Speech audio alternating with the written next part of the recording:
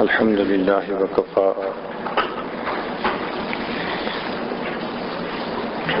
وسلام على عباده الذين اصطفى أما بعد أعوذ بالله من الشيطان الرجيم بسم الله الرحمن الرحيم إن أول بيت وضع للناس للذي ببكة مباركا وهدى للعالمين سبحان ربك رب العزة عما يصفون وسلام على المرسلين والحمد لله رب العالمين اللهم صل على سيدنا محمد وعلى آل سيدنا محمد وبارك وسلم اللهم صل على سيدنا محمد وعلى آل سيدنا محمد وبارك وسلم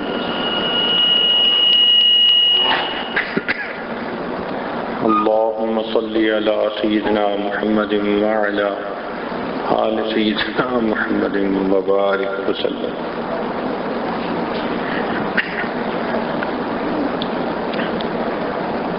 کعبۃ اللہ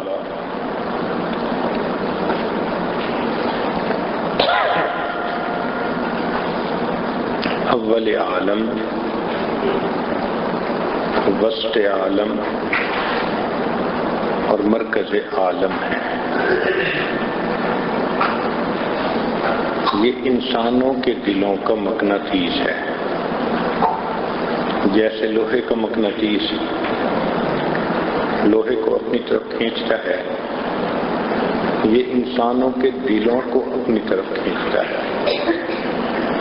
چنانچہ کوئی بھی مسلمان ہو، امیر ہو یا غریب، گورا ہو یا کالا، مشرق میں ہو یا مغرب میں، آپ پوچھیں کہ آپ کے دل کی تمنا کیا ہے تو جواب ملے گا ایک دفعہ اللہ کا گھر دیکھیں۔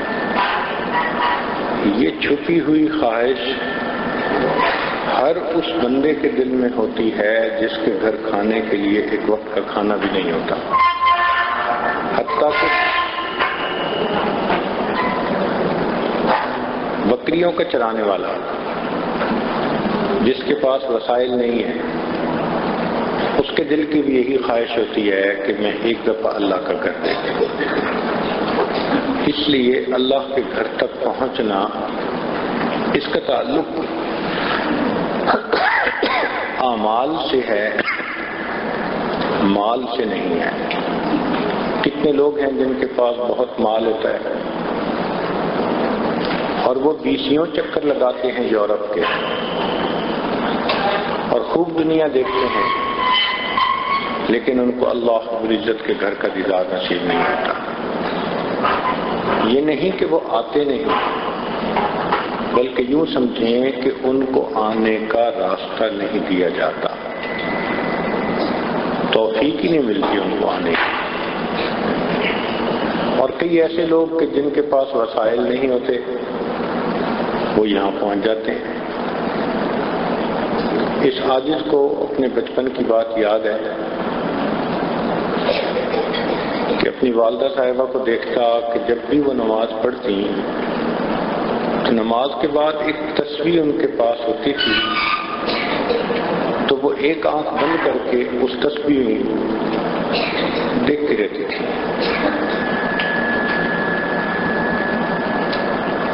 تو جب دیکھ چکتی تو میں کہتا کہ امی مجھے بھی دکھائیں، تو مجھے بھی دکھاتی۔ تو تسبیح کے اندر اصل میں اس زمانے میں بیت اللہ کی چھوٹی سی تصویر ہوتی تھی، جو ایک طرف سے آنکھ بند کر کے دیکھتے تھے تو نظر آتی تھی۔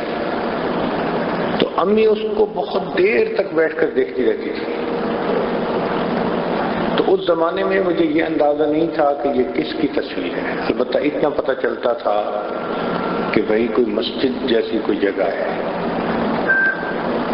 یہ ان کے دل کی ایک تڑپ تھی کہ وہ تصور کی آنکھ سے دور بیٹھے اللہ کے گھر کو روزانہ دیکھتی تھی اور پھر دعائیں مانگتی تھیں کہ اللہ اس گھر تک پہنچنا آسان کر دے۔ مالی وسائل نہیں تھے ابتدا میں کہ وہ پہنچ پاتی، مگر محبت کا جذبہ بالآخر رنگ دکھاتا ہے۔ اللہ رب العزت نے اپنے گھر تک آنے کا راستہ ان کے لیے کھول دیا۔ جب بیت اللہ کو دیکھا تو تب بات سمجھ میں آئی کہ زندگی کے سالوں اس کی یاد میں اور تڑپ میں انہوں نے اپنے گھر میں گزارے۔ تو لوگ زندگی کے کئی سال تڑپتے ہیں یہاں آنے کے لیے، بالآخر جا کر کہیں راستہ کھلتا ہے،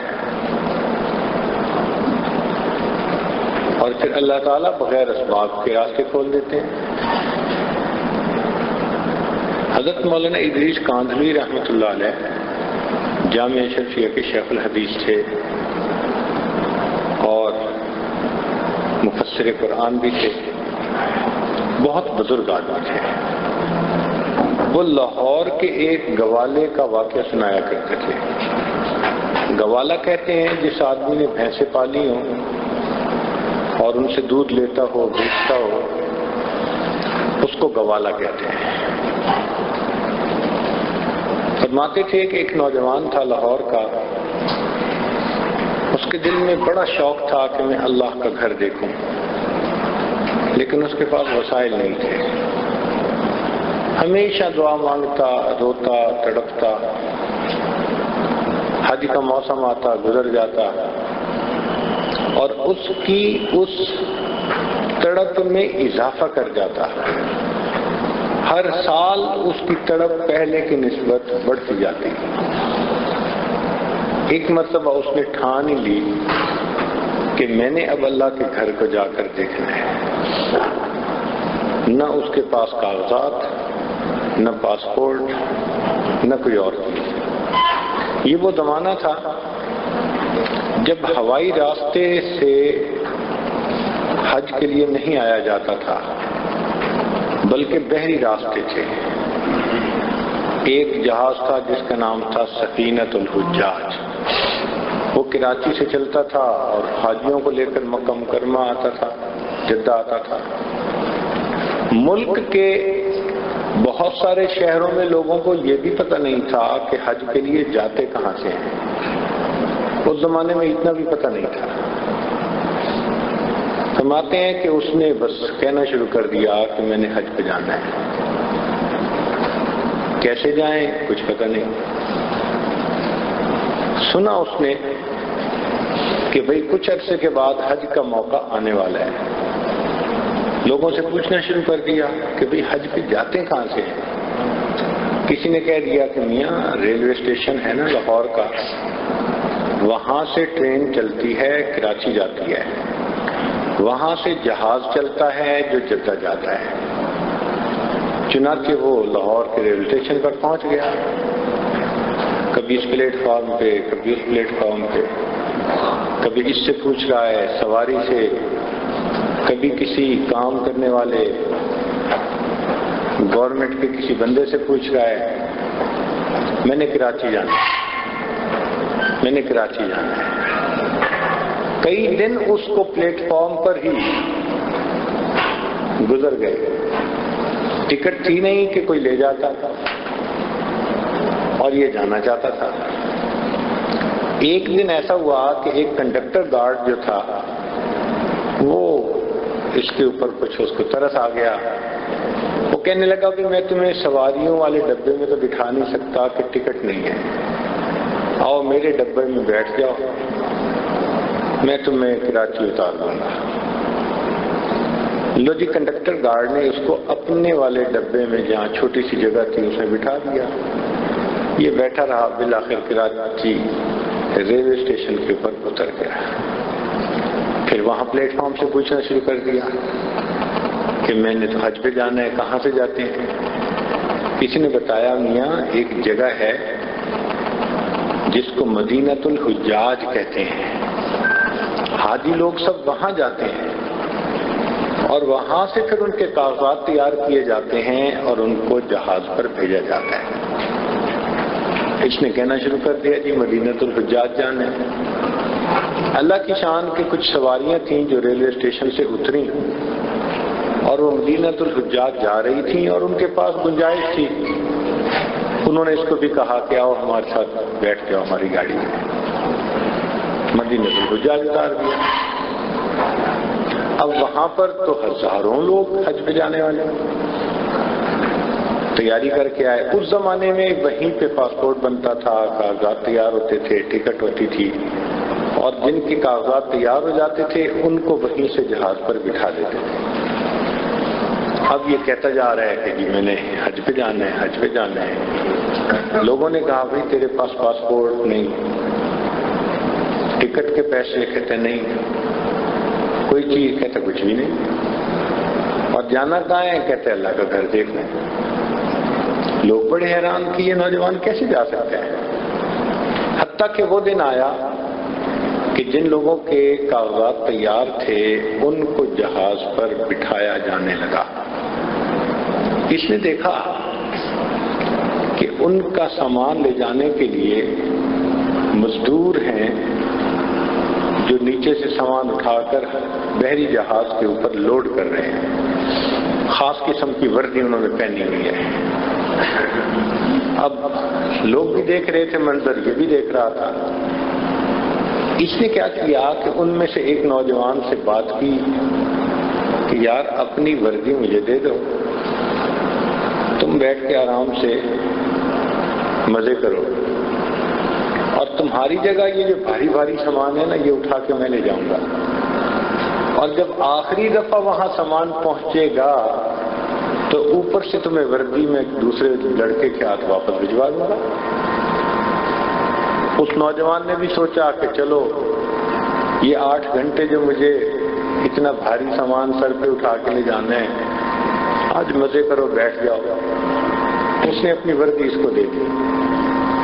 اب یہ نوجوان حاجیوں کا سامان اوپر پہنچا رہا ہے، آ رہا ہے اور جا رہا ہے۔ چونکہ یہ مزدور کام کرنے والے تھے تو ان کی سامان کی، ان کی کاغذات کی چیکنگ نہیں ہو رہی تھی۔ جب آخری دفعہ یہ اوپر سامان لے کر گیا، وہاں جا کر اس نے کپڑے اپنے تبدیل کر لیے اور وہ وردی جو تھی وہ دوسرے لڑکے کے ہاتھ نیچے پہنچا دی۔ اور اوپر تو جہاز میں پورا ایک محلہ آباد ہوتا تھا، ہزاروں لوگ ہوتے تھے، کسی کا پتہ نہیں چلتا تھا۔ جو چیکنگ ہوتی تھی وہ نیچے ہی ہوتی تھی، چڑھنے سے پہلے، چڑھنے کے بعد تو کوئی چیکنگ ہی نہیں۔ چنانچہ وہاں کبھی یہ ادھر بیٹھ جاتا، کبھی عرشے پہ بیٹھ جاتا، کبھی کسی کے ساتھ کھڑا ہو کے باتیں کرنے لگ جاتا۔ لوگ سمجھتے کہ یہ اپنے کمرے میں بیٹھ بیٹھ کے تھک گیا ہے تو باہر آ گیا ہے، اور بھی لوگ باہر سمندر کا نظارہ کرتے رہتے تھے۔ اس طرح اس نے سفر کرتے کرتے بالآخر جو درمیان میں کچھ دن لگتے تھے وہ گزار دیا۔ ایک اس کا دوست بن گیا۔ اس نے اپنے دوست کو کہا کہ یار جب وہ جدہ شہر قریب آ جائے نا تو مجھے بتانا۔ اس نے کہا بہت اچھا۔ اللہ کی شان کہ کوئی آدھی رات کا وقت تھا جب جدہ شہر کی روشنیاں کچھ نظر آئیں، تو اس وقت سی پورٹ اتنا بڑا تو نہیں تھا، چھوٹا سا تھا، ایک آدھ جہاز لگنے کی جگہ تھی۔ اس نے اس کو بتا دیا دیکھو وہ سامنے روشنیاں نظر آ رہی ہیں، یہ جدہ ہے۔ اب یہ جو نوجوان تھا یہ سامنے دیکھ رہا ہے اس جگہ کو، پتہ نہیں اس کے دل میں کیا آیا۔ اچانک وہ جو جہاز کے اوپر کھڑا تھا، چھت کے اوپر تو پہلے ہی کھڑا تھا، اس نے جی اللہ اکبر کہہ کے سمندر کے اندر چلا گیا۔ اب اس کے دوست نے حیران ہو کے دیکھا کہ یہ کیا بنا۔ اب وہ دیکھتا رہا کہ شاید یہ باہر نکلے گا، اوپر آئے گا، تیرے گا، اس کا تو نام نشان ہی نہیں۔ ایسے لگتا تھا جیسے نیچے گیا اور نیچے ہی چلا گیا۔ اس نوجوان کو خوف بھی ہوا، لیکن یہ چپ کر گیا کہ میں کیوں کسی کو بتاؤں، کوئی مجھے یہ کہہ دے گا تم نے دھکا دیا تو تو الٹا مجرم میں بن جاؤں گا، میرے سر پہ میرے گلے پڑ جائے گا۔ اس نے خاموشی اختیار کر لیا، مگر ذہنی طور پہ اس کو بڑا صدمہ تھا۔ خیر جہاز لگا، اس کے بعد کاغذات دیکھے گئے، ان کو باہر نکالا گیا۔ یہ جو دوست تھا اس نے حج کیا۔ حج مکمل ہونے کے بعد مکہ مکرمہ میں چند دن یہ رہ رہا تھا۔ اچانک اس نے دیکھا کہ جمعرات کا وقت جب ہوا تو وہی لاہور کا گوالا، عربوں جیسا لباس پہنا ہوا، چوغا، توپ پہنی ہوئی اور عربی رومال رکھا ہوا اس نے، اور وہ بھی نماز پڑھ رہا ہے اور نماز پڑھ کے جانے لگا۔ تو یہ دوست اٹھا، بھاگا، اس سے کہا تو فلاں تو نہیں ہے؟ کہنے لگا ہاں میں وہاں ہوں، وہی ہوں۔ اس نے کہا یہاں کیسے؟ کہتے اگر ساری تفصیل سننی ہے تو میرے ساتھ آؤ۔ وہ ساتھ ہو لیا۔ اب جب باہر نکلا تو کیا دیکھتا ہے کہ ایک بالکل نئی گاڑی کھڑی ہوئی ہے اور اس میں ایک ڈرائیور بھی ہے۔ اب یہ بیٹھ گیا اور اس کو کہتے ہیں کہ اندر بیٹھ جاؤ، یہ بھی بیٹھ گیا۔ حیرت پہلے سے زیادہ ہو گئی کہ یہ کیا بنا ہوا ہے۔ خیر گاڑی چلی اور چلتے چلتے بالآخر شہر میں ایک کوٹھی سی بنی ہوئی تھی، اس کے اندر داخل ہوئی۔ یہ باہر نکلا تو گوالے نے اسے کہا آؤ آؤ یہ میرا گھر ہے، آؤ آپ کو میں بٹھاتا ہوں۔ اور حیران ہوا کہ یہ کیا باتیں کر رہا ہے۔ دیکھا کہ ڈرائنگ روم ہے اور بڑا صوفے لگے ہوئے ہیں اور خوبصورت بنا ہوا ہے۔ کچھ اس نے پینے کے لیے اس کو لا کر دیا۔ اس نے کہا بھائی مجھے تو کچھ سمجھ نہیں آ رہی، مجھے آپ بتاؤ کہ یہ مسئلہ ہے کیا۔ اب گوالے نے بات کھولی، کہنے لگا مسئلہ یہ ہے کہ بس میرے دل میں شوق تھا، میں نے اللہ کا گھر دیکھنا ہے، لیکن میرے پاس وسائل نہیں تھے۔ میں اللہ توکل چل پڑا۔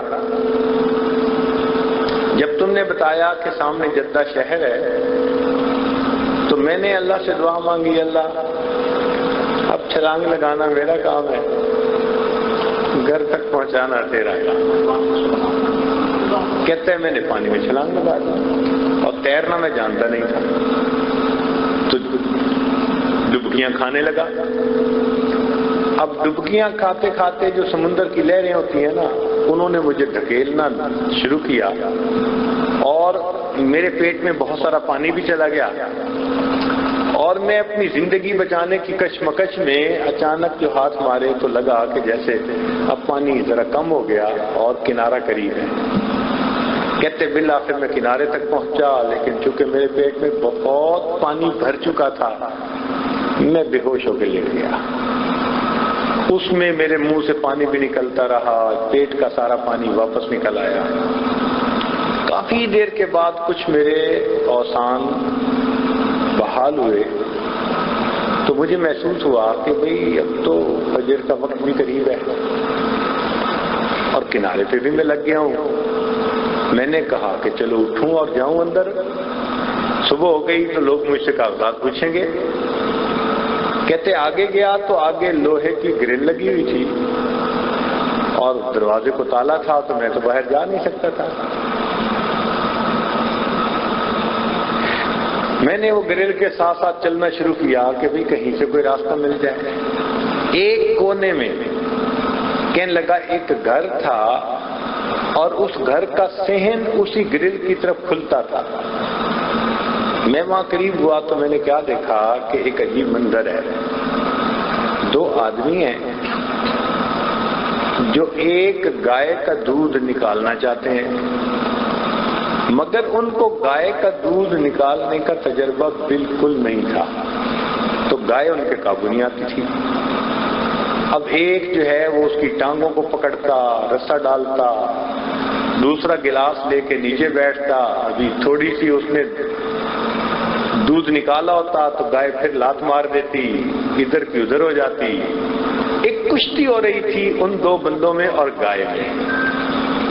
کہتے جب میں نے یہ منظر دیکھا تو میں نے وہ گریل جو تھی اس کو تھپ تھپایا، نوک کیا۔ انہوں نے میری طرف دیکھا، جب میری طرف دیکھا تو میں نے ان کو کہا کہ دیکھو یہ میں جانتا ہوں دودھ نکالنا گائے کا۔ جب یوں ہاتھ کا اشارہ کیا تو پہلے تو وہ نہیں سمجھے، پھر انہوں نے میرے قریب آ کر پوچھا کیا ہے مسئلہ؟ میں نے کہا کہ یہ جو ہے نا میں تمہیں نکال کے دیتا ہوں۔ وہ تو پہلی مصیبت میں تھے، کشتی لڑ رہے تھے بیچارے۔ ان میں سے ایک اندر گیا اور اس نے گھر جا کے گھر والی خاتون جو تھی اس کو بتایا۔ اب صورتحال یہ تھی کہ یہ گھر تھا اس سی پورٹ کے انچارج کا، جو بڑا انچارج تھا وہاں کا۔ اس کو اللہ نے ایک بیٹا دیا۔ اس زمانے میں خشک دودھ کے ڈبے ہوتے نہیں تھے، فیڈر نہیں ہوتے تھے، یا ماں دودھ پلاتی تھی یا پھر گائے وغیرہ کا دودھ ہوتا تھا۔ اب قدرتاً ماں کا دودھ اس بچے کو موافق نہیں تھا، تو بچے کو گائے کا دودھ پلایا جاتا تھا۔ لیکن گائے کا دودھ نکالنے کا تجربہ وہاں کسی گھر کے نوکر کو نہیں تھا، لہذا وہ گائے کا دودھ نکالنے بیٹھتے تو گائے لاتیں مارتی اور ان کو دودھ نکالنے نہ دیتی، اور ایک ہنگامہ، کبھی ایک گلاس نکلتا کبھی نہ نکلتا، کبھی بچہ بھوکا کبھی پیٹ بھر جاتا۔ اب جب ان دو بندوں نے جا کے اس کو کہا کہ جی ادھر ایک بندہ ہے مسافر لگ رہا ہے اور وہ کہتا ہے کہ مجھے تجربہ ہے میں نکال دیتا ہوں دودھ، تو ماں تو چاہتی ہے نا کہ میرے بیٹے کے لیے وافر مقدار میں دودھ ہو۔ اس نے کہا ہاں ٹھیک ہے۔ اس نے چابی نکال کے دی کہ دروازہ کھولو اور اس کو لے کے آؤ۔ کہنے لگے وہ بندہ آیا، اس نے دروازہ کھولا اور مجھے لے کے گیا۔ میں نے ان دونوں کو آرام سے بٹھا دیا ایک طرف کہ تم بیٹھ جاؤ، اور گائے کو میں نے کمر پر ہاتھ پھیرا، اور گائے جانور پہچان لیتا ہے کہ بھئی ہاتھ پھیرنے والا بندہ تجربہ کار ہے یا نہیں۔ جیسے ہی میں نے ہاتھ پھیرا تو گائے جو تھی وہ بڑے آرام سے کھڑی ہو گئی، دودھ دینے کے لیے تیار۔ مجھے چونکہ تجربہ تھا میں نے ان سے بڑا برتن منگایا، اور بڑا برتن منگا کے جب میں نے اس کا دودھ نکالا تو وہ تو 2-4 کلو تھا۔ اس کو دیکھ کے تو وہ حیران رہ گئے، اتنا دودھ نکل سکتا ہے؟ وہ تو ایک گلاس میں دودھ نکالتے تھے۔ اب جب وہ اتنا دودھ لے کے اندر گئے تو اس افسر کی بیوی کی تو آنکھیں کھلی رہ گئی، اتنا زیادہ دودھ میرے بچے کے لیے۔ اب خوشی سے اس کی تو حالت بری۔ اس نے کہا اچھا جو بھی ہے اس بندے کو نہیں جانے دینا۔ لو جی مجھے انہوں نے گھر میں ایک جگہ بٹھا دیا اور مجھے ناشتہ بھی کروایا، کہا آرام کرو بس تم ادھر رہو۔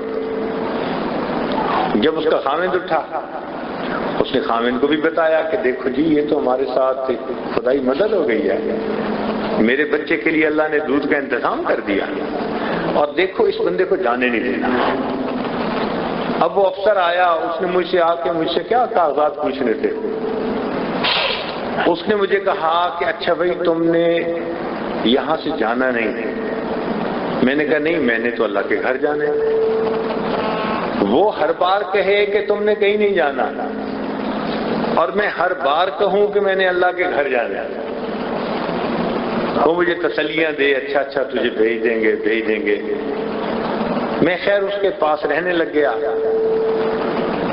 کوئی 10-15 دن کے بعد اس عورت نے اپنے والد کو فون پر بتایا کہ میرے بچے کے لیے دودھ کا بڑا مسئلہ تھا، وہ اس طرح حل ہو گیا، ہمیں ایک بندہ ملا ہے وہ دودھ بہت اچھا نکال لیتا ہے۔ اس کے والد کی کوئی 10-12 گائیں تھیں، اور اس کو بھی دودھ نکالنے کی پرابلم تھی کہ نوکر چاکر دودھ نکالنا نہیں جانتے تھے۔ اس نے کہا بیٹی پھر ایسے کرو کہ اس بندے کو میرے پاس مکہ مکرمہ بھیج دو، اور دودھ میں یہاں سے بندوبست کر دوں گا آپ کے بچے کے لیے۔ لو جی کیا ہوا کہ یہ گوالا وہاں سے مکہ مکرمہ پہنچ گیا۔ اب اس بندے نے اس کو 1-2 دن اپنے پاس رکھا، کہنے لگا میرے لیے 10-15 گایوں کا دودھ نکالنا کون سا مسئلہ تھا۔ جب میں نے ان کے کئی برتن بھر دیے دودھ سے تو وہ بندہ تو بڑا حیران، وہ مجھے کہ تم نے یہی رہنا ہے، میں نے کہا میں نے اللہ کے گھر جانا۔ وہ مجھے سمجھائے تم نے یہی رہنا ہے، میں اسے کہوں نہیں میں نے اللہ کے گھر جانا۔ بالآخر اس نے کہا کہ یار تجھے بھی اللہ کا گھر دکھائیں گے مگر تو نے رہنا یہی ہے، دیکھو یہ جو گھر ہے نا یہ میں نے نیا بنوایا تھا لیکن یہ میں تمہیں دیتا ہوں، تم یہاں رہو، اور گاڑی بھی تمہیں دیتا ہوں، اور اب تم اپنے گھر کا پتہ بتاؤ تاکہ آخری جہاز ایک آ رہا ہے ہم تمہارے بیوی بچوں کو بھی وہاں سے منگوا لیتے ہیں۔ کہتے میں نے ان کو عطا پتہ بتا دیا، انہوں نے میرے بیوی بچوں کو منگا لیا، اب میں یہاں رہتا ہوں، حج بھی میں نے کیا، اللہ کا گھر بھی دیکھا، گاڑی بھی میرے پاس ہے، جب چاہتا ہوں حرم میں آ کے نماز پڑھتا ہوں، اور اللہ نے مجھے یہاں پر ہر نعمت عطا کر دی، اور جب میری مراد تھی جو لے کر میں گھر سے نکلا تھا اللہ نے میری مراد کو بھی پورا فرما دی۔ تو حضرت مولانا ادریس کاندھوی رحمۃ اللہ علیہ یہ واقعہ سنا کر کہتے تھے کاش لاہور کے ایک گوالے کے دل میں اللہ کا گھر دیکھنے کی جو تمنا تھی وہ تمنا ہمارے دل میں بھی آ جاتی، پھر اللہ راستے کھول دیتے ہیں۔ ہمارے اکابر سالوں دعائیں مانگتے تھے، سالوں، اور ایسا بھی ہوتا تھا کہ جب آنے لگتے تھے تو گھر کے برتن بھی بیچنے پڑتے تھے، زیور بیچنے پڑتے تھے، پھر جا کے کہیں خرچہ پورا ہوتا تھا اور پھر جا کر یہاں پہنچتے تھے۔ ہم پر اللہ رب العزت کا کتنا بڑا کرم ہوا، اللہ نے اپنی رحمت سے اپنے فضل سے ہمیں یہاں آسانی کے ساتھ پہنچا دیا۔ آج جو یہ کہہ رہے ہیں نا کہ اس کا تعلق اعمال سے ہے، اس کا تعلق مال سے نہیں ہے، اس لیے کہ مال کے زور پر اگر کوئی کہے کہ میں حجے کروں گا عمرے کروں گا تو پھر دنیا کے مالدار لوگ سب سے زیادہ حج اور عمرے کرنے والے ہوتے ہیں، مگر ایسا نہیں ہے۔ چنانچہ ہم نے اپنی زندگی میں ایک واقعہ دیکھا، اللہ اکبر، آج بھی سوچتے ہیں کانپتے ہیں، کیا کہ امریکہ سے ایک جوڑا چلا، لکھا پڑا حج کرنے کی نیت سے، اور جو مرض ہے نا آج وی آئی پی حج، وہ وی آئی پی حج ان کے ذہن میں بھی یہی تھا، وی آئی پی حج کرنے آئے، ان کو اپنے پیسوں کا بڑا مان تھا، بڑا ناز تھا، چلے آ بھی گئے، اسی گروپ میں تھے جس گروپ میں ہم نے حج کرنا تھا۔ ہم نے دیکھا کہ ان کی طبیعتیں ایسی تھیں، ہر چیز پہ اعتراض، یہ چیز اچھی نہیں، یہ بھی اچھی نہیں، یہ بھی اچھی نہیں، یہ بھی اچھی نہیں، وہ جو چیز دیکھتے اسی پہ تنقید کرنے بیٹھ جاتے، دونوں میاں بیوی۔ لگتا ایسے تھا کہ جیسے کوئی خدا پہ معاذ اللہ احسان چڑھانے آ گئے۔ اب کیا ہوا کہ جیسے ذی الحجہ کے ایام شروع ہوئے، 5-6 ذی الحجہ کا کوئی واقعہ ہوگا کہ اس کے خامند کی طبیعت ذرا خراب ہوئی، ہسپتال پہنچا دیا گیا۔ ہاسپٹل والوں نے اس کو بتایا کہ بھئی یہ مائلڈ ہارٹ اٹیک تھا، دل کا دورہ پڑا ہے۔ انہوں نے اس کو ایکسٹینسو کیئر یونٹ میں رکھا،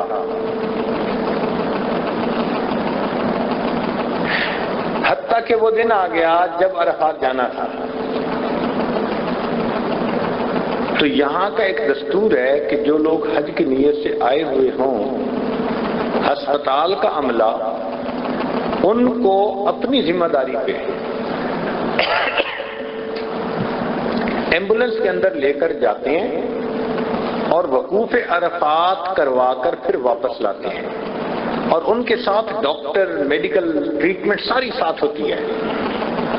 یوں سمجھیں کہ ایک چھوٹا سا ہاسپٹل موو کرتا ہے ان کے لیے تاکہ ان کا حج ہو جائے۔ تو انہوں نے اس کو کہا بھی یہ فارم بھر دو تاکہ ہم آپ کی حج کا انتظام کر دیں۔ خامد صاحب کہنے لگے کہ نہیں، مجھے یہ فارم نہیں بھرنا۔ کیوں نہیں بھرنا؟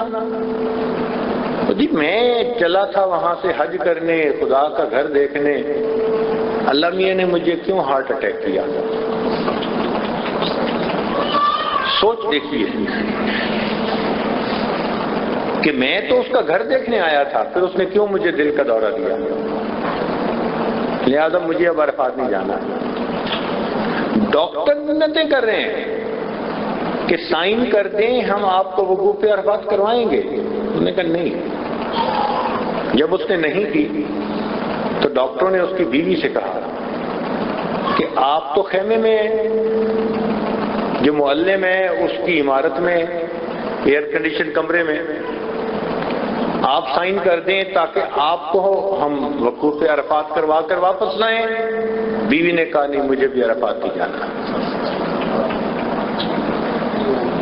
چنانچہ وقوف عرفات سارے لوگ کر کے آ گئے، نہ اس بیوی نے کیا نہ اس خامد نے کیا، اور حج کیے بغیر بالآخر وہ یہاں سے واپس خالی چلے گئے۔ حسرت ہے اس مسافر مضطر کے حال پر، حسرت ہے اس مسافر مضطر کے حال پر جو تھک کے رہ گیا ہو منزل کے سامنے۔ منزل بھی سامنے ہے اور توفیق چھن گئی۔ تو اپنی آنکھوں سے دیکھا ہم نے، جو مال کے ناز پر آتے ہیں اللہ قریب لا کے ان کو محروم واپس لوٹا دیتے ہیں۔ اس لیے اس چیز کا تعلق اعمال کے ساتھ ہے، طلب کے ساتھ ہے۔ جتنی طلب ہوگی اتنا اللہ راستے کھولیں گے، ایک دفعہ نہیں، بار بار کے لیے راستے کھولیں گے۔ آپ اچھے انداز سے عمرہ کریں، اچھے انداز سے یہاں وقت گزاریں، اللہ آپ کے لیے بار بار کے راستے کھول دیں گے۔ اکثر لوگ یہ سوال کرتے ہیں کہ جی کیسے طریقہ ہے بار بار حج عمرہ کرنے کا؟ چھوٹی سی مثال، اسکول کا اگر ہیڈ ماسٹر ہے نا اور اس نے کرکٹ کی ٹیم کے پلیئرز کے نام لکھنے ہیں، تو جو اچھا کھیلنے والا ہوگا نا اس کے لیے اس کو کسی سے مشورہ کرنے کی ضرورت نہیں ہوتی، اس کا نام وہ پہلے ہی لکھ لیتا ہے۔ مشورے کی بات وہاں آتی ہے جہاں اتنے اچھے پلیئر نہیں ہوتے، یار اس کو رکھیں یا نہ رکھیں۔ جو اچھا کھیلنے والا، سکور بنانے والا، باؤلنگ کروانے والا ہوتا ہے پہلے ہی اس کا نام لکھ دیتا ہے، یار انہوں نے تو آنا ہی ہے، یہ تو ہے ہی صحیح۔ ایگزیکٹ یہی مثال ہے کہ جو آ کر حرم میں اپنی نگاہ کی حفاظت کرتا ہے، اللہ کی یاد کے ساتھ وقت گزارتا ہے، آداب حرم کا خیال رکھتا ہے، عبادت یکسوئی کے ساتھ کرتا ہے، اپنے اللہ کے سامنے سر نیاز جھکا دیتا ہے، پھر اللہ تعالی آئندہ سال کے حجوں اور عمروں میں اس کا نام پہلے ہی لکھوا دیتا ہے۔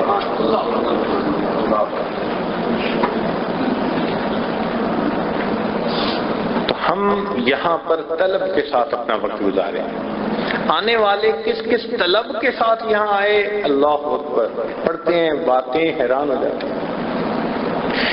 چنانچہ کہتے ہیں کہ ابراہیم ادھم رحمت اللہ علیہ نے ارادہ کیا بلخ سے عمرے پر آنے کا، حاضری دینے کا۔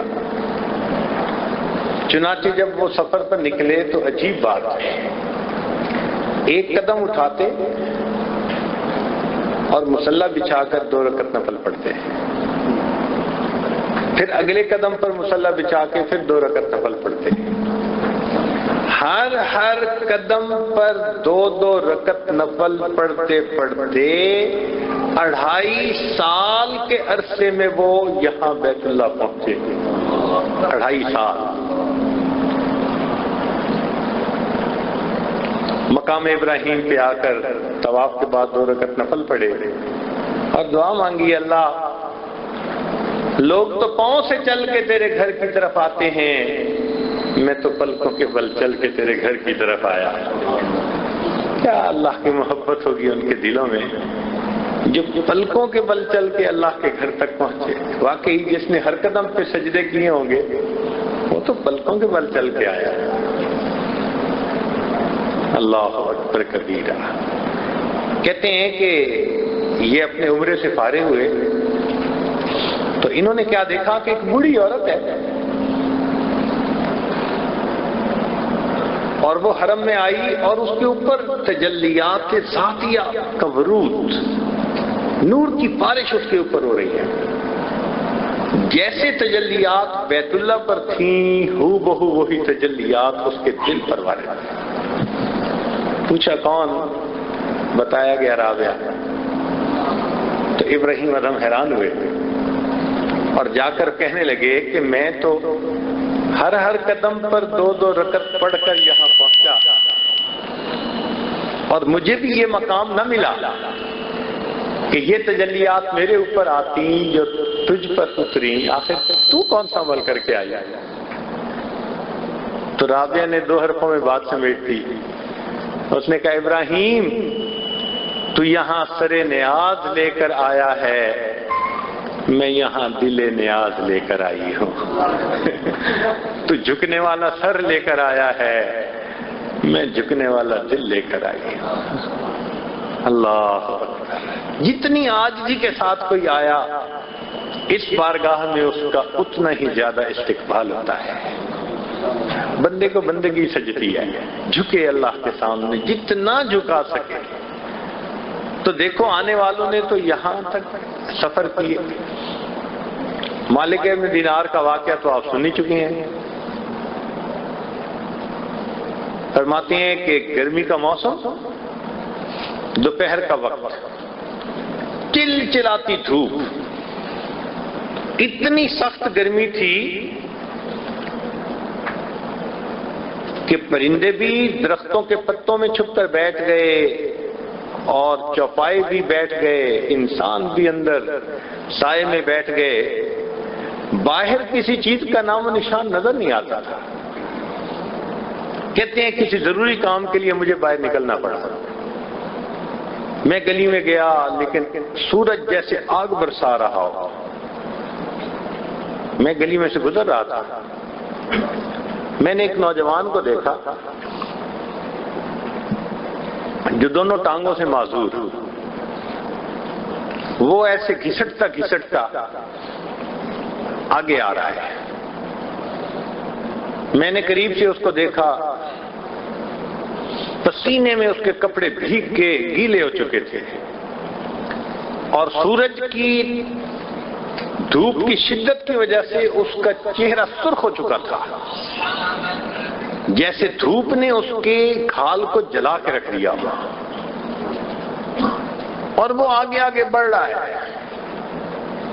میں نے اس سے پوچھا کہ نوجوان تو کہاں جا رہا ہے؟ اس نے کہا میں حج پہ جا رہا ہوں. میں نے کہا بھائی میرے گھر ہے، تھوڑی دیر کے لیے ٹھہر جا، جب دوپہر کی دھوپ ختم ہو جائے گی تو پھر آگے چلے جانا. اس نے کہا مالک ابن دینار تو پاؤں کے ذریعے آرام سے چلتا ہے، سفر طے ہو جاتا ہے، میں تو ایک ایک انچ گھسٹ گھسٹ کے آگے بڑھتا ہوں، مجھے وقت زیادہ لگتا ہے. مجھے اس بات کا ڈر ہے کہ اگر میں نے راستے میں رکنا شروع کیا تو ایسا نہ ہو کہ ادھر ایام حج شروع ہو جائیں اور ادھر میرا سفر ہی کہیں ختم نہ ہو. اس ڈر کی وجہ سے میں رکتا نہیں، میں جاؤں گا.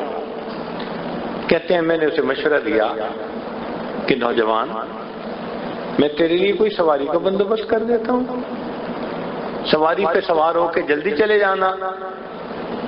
کہنے لگے جیسے میں نے یہ کہا اس نوجوان نے غصے کی نگاہوں سے میری طرف دیکھا اور کہنے لگا کہ مالک ابن دینار میں تجھے بڑا عقل مند سمجھتا تھا، یہ کیا تم نے بات کی؟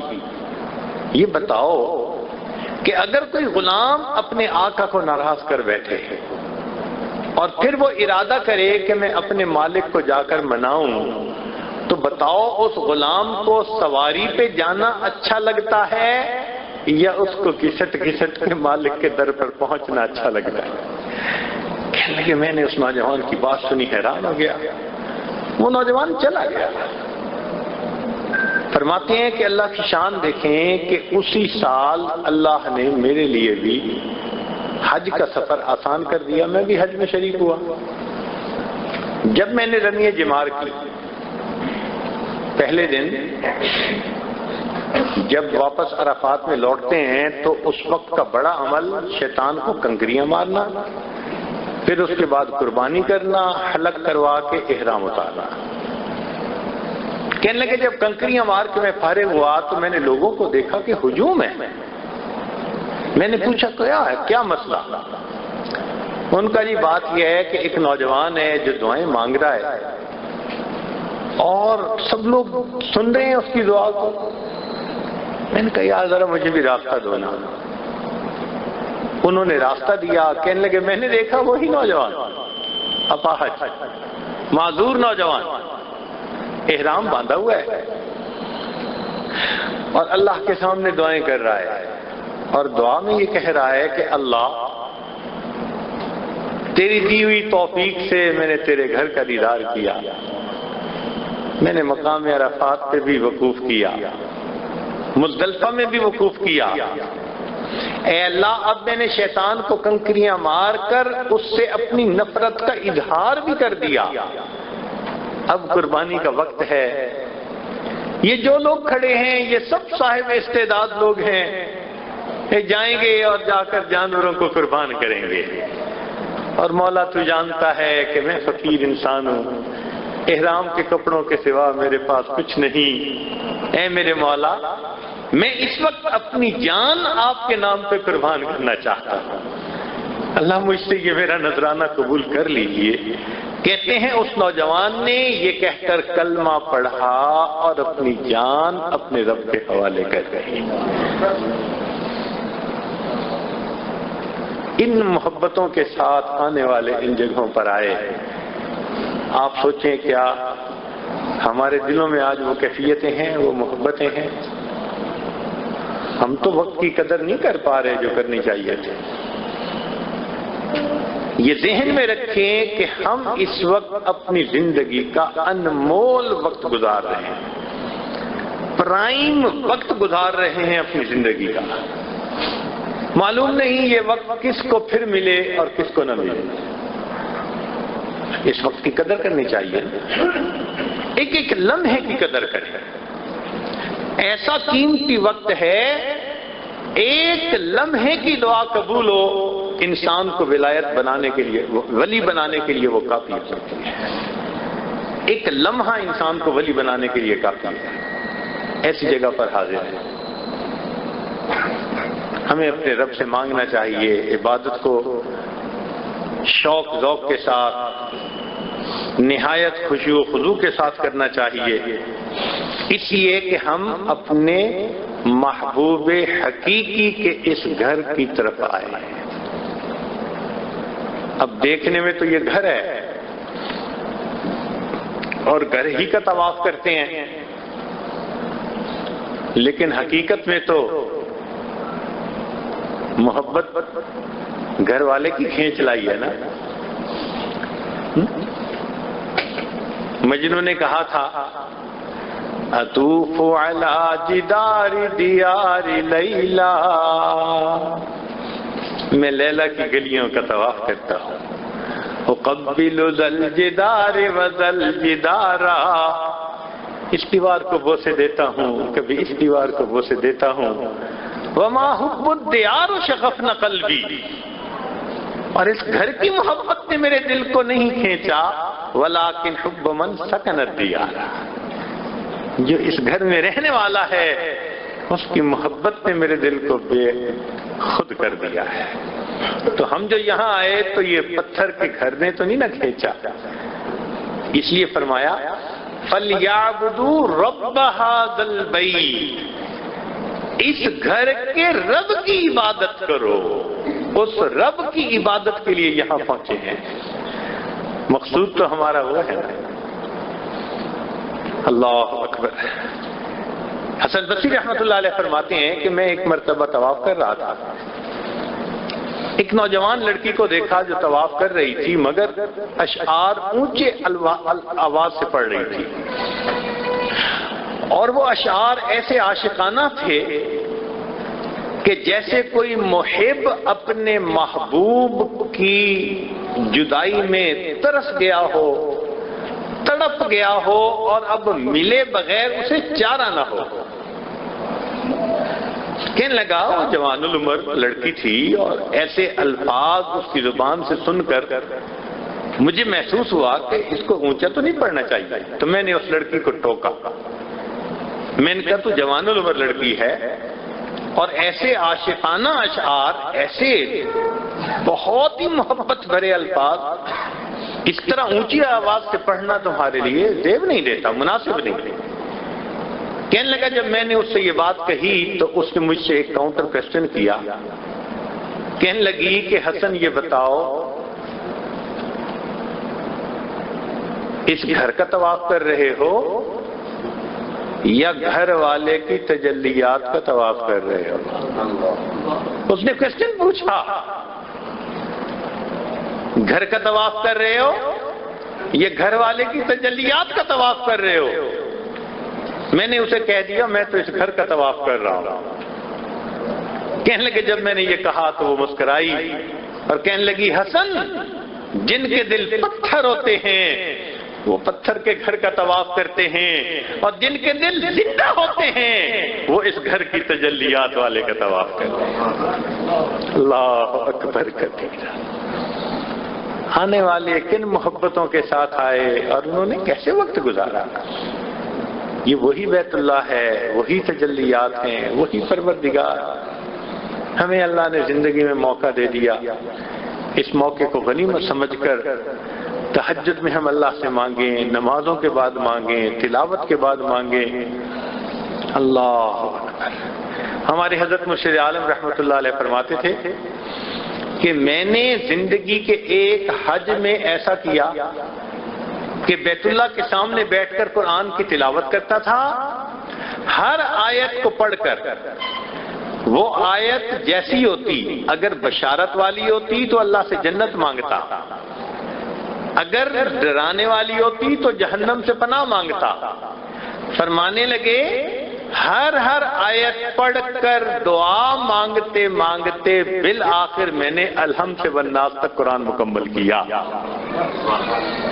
اللہ اکبر کبیرہ۔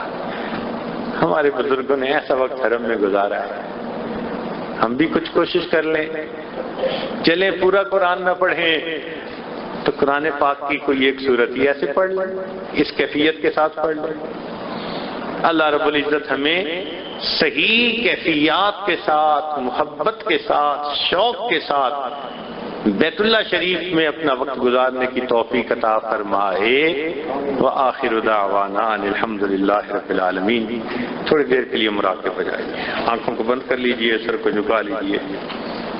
دنیا اور جو کوئی دنیا میں ہے اس سے ہٹ کٹ کے اللہ رب العزت کی یاد میں ڈوب جائیے۔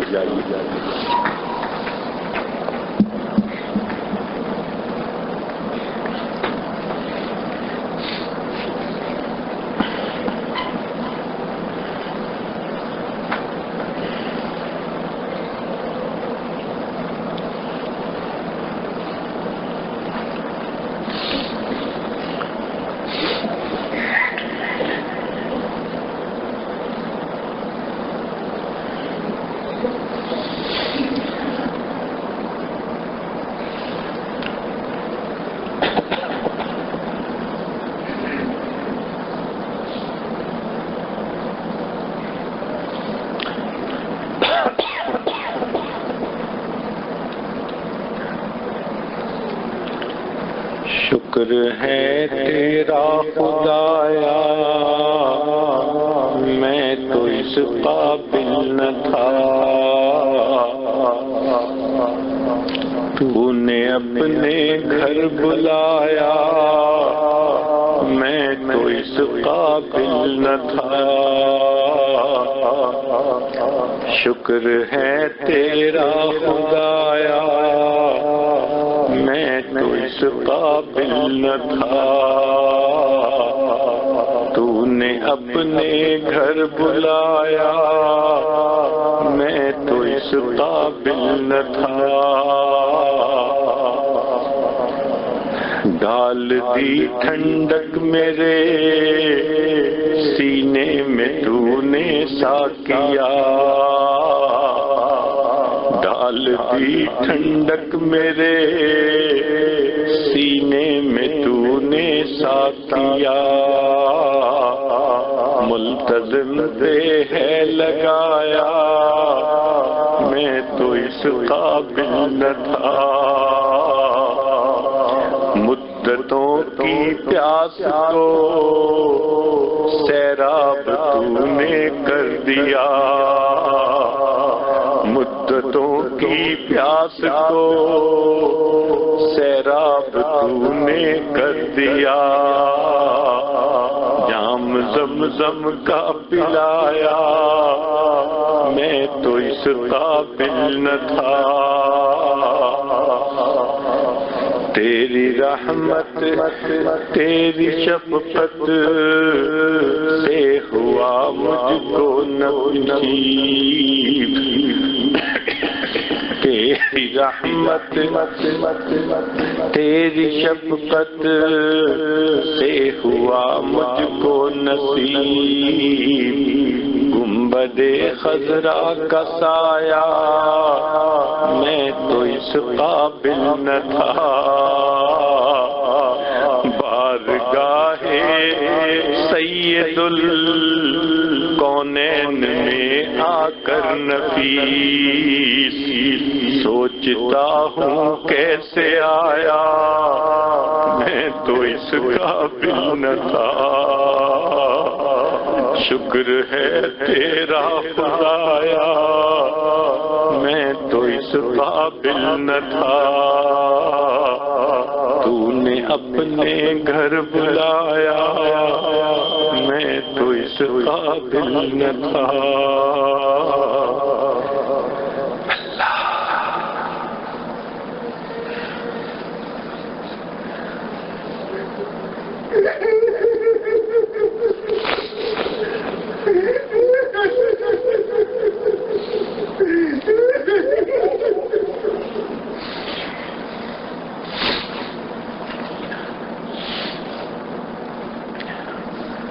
لا الہ الا اللہ محمد رسول اللہ، دعا کر لیجئے سبحان ربی العظیم وہاب اللہم صلی علی سیدنا محمد وعلی آل سیدنا محمد وبارک وسلم۔